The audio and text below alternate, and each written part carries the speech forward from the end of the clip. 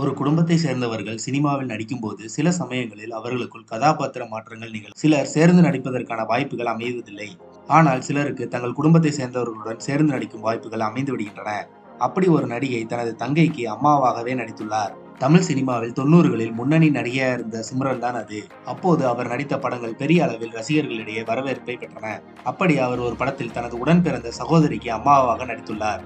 தனது நடிப்பால் தமிழ் சினிமாவில் தனியிடம் பிடித்தவர் நடிகர் நாசர். அவரை பலருக்கும் நடிகராக மட்டுமே தெரியும். ஆனால் அவர் 5 படங்களை இயக்கியிருக்கிறார். அந்த வகையில் நாசர் இயக்கிய படங்களில் ஒன்றுதான் பாப்கார்ன்.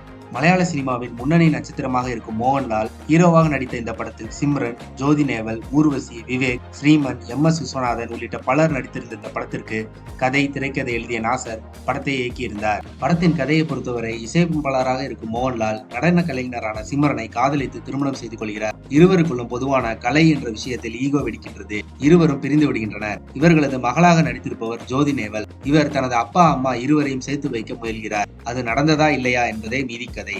இந்த ஜோதி நேவல் தான் சிம்ரனின் தங்கை. இந்த படத்தில் அவரது மகளாக நடித்திருப்பார். சிம்ரனுக்கு 2 தங்கைகள். அதில் ஒருவர் பார்வை ஒன்றே போதுமே படத்தில் நடித்த மோனல், அவர் மூத்த சகோதரி. மற்றொருவர் ஜோதி நேவல், அவர் இளைய சகோதரி. தனது உடன் பிறந்த சகோதரிக்கு தாயாக சிம்ரன் நடித்துள்ளது பலருக்கும் தெரியாத தகவல்.